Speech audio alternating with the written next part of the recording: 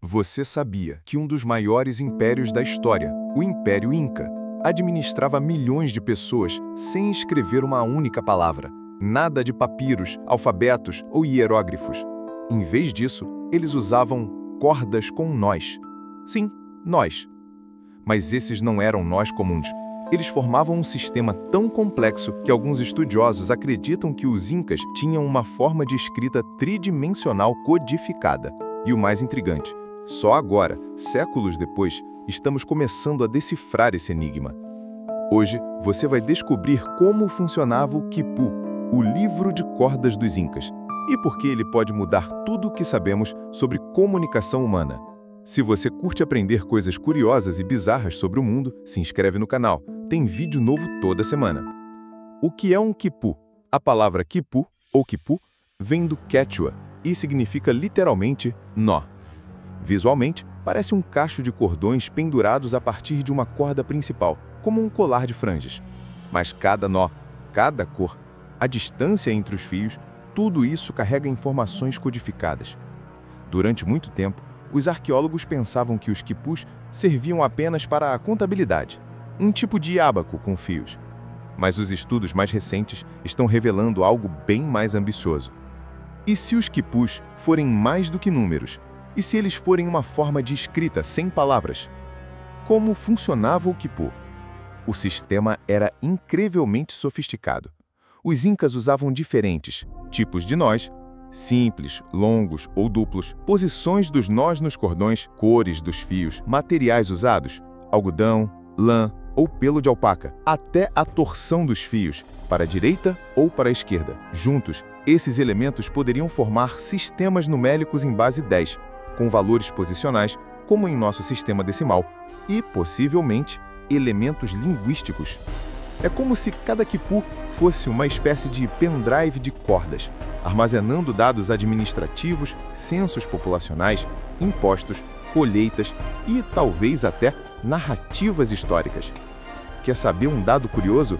Alguns quipus têm mais de 150 cordões e podem conter milhares de nós. Curtiu isso? Então já deixa o like que ajuda demais a espalhar esse tipo de conteúdo. Os mestres dos nós, os Quipucamaioque. Os responsáveis por interpretar e criar os quipus eram chamados de Quipucamaioque, literalmente, os que fazem o quipu. Eles eram treinados desde jovens e dominavam esse código como se fosse uma segunda língua. Os registros indicam que havia Quipucamaioque em quase todas as regiões do Império, servindo como contadores, secretários e até arquivistas da história oral.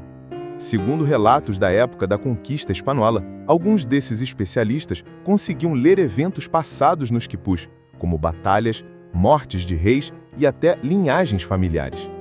É como se o quipu fosse ao mesmo tempo um livro de história, um banco de dados e uma calculadora portátil. A descoberta de Sabine Hyland. Durante séculos, os quipus pareciam indecifráveis, mas em 2017, a antropóloga Sabine Hyland fez uma descoberta crucial. Ela identificou um grupo de quipus em uma comunidade andina que parecia formar um padrão repetitivo. E, com base em relatos orais dos locais, ela conseguiu associar os nós a nomes de pessoas e vilarejos.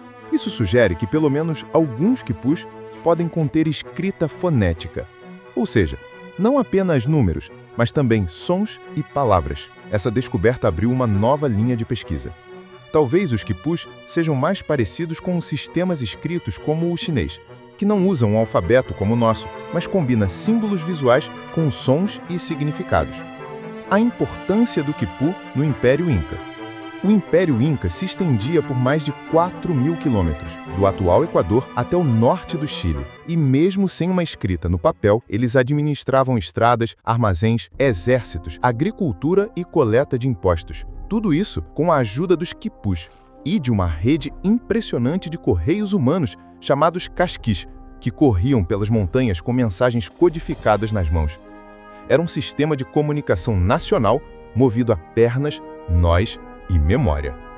Por que os quipus foram esquecidos? Quando os espanhóis chegaram, em 1532, ficaram fascinados e assustados com o sistema dos quipus. Eles não entendiam como funcionava e começaram a associar os nós à bruxaria ou heresia. Muitos quipus foram destruídos e a tradição dos quipu Kamaioque desapareceu rapidamente. Hoje, só restam cerca de 600 quipus conhecidos no mundo. E cada um deles é um enigma esperando para ser decifrado. Ah, e uma curiosidade.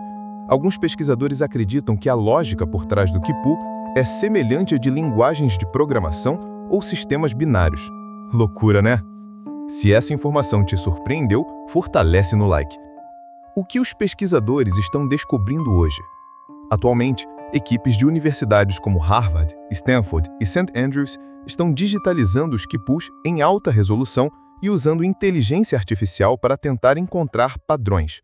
Uma das hipóteses é que cordas com torções diferentes indicariam categorias gramaticais, como sujeito, verbo ou número.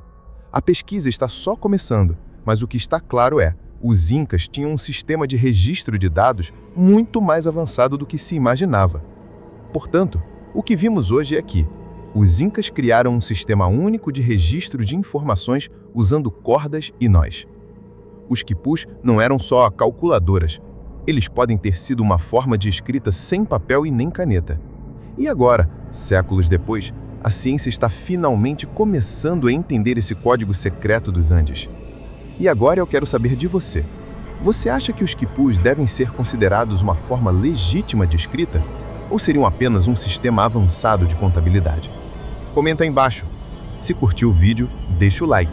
Isso ajuda muito a espalhar esse conteúdo. E claro, se inscreve no canal Bússola do Saber. Toda semana tem um novo mergulho nos mistérios da ciência, da história e da mente humana. Até o próximo!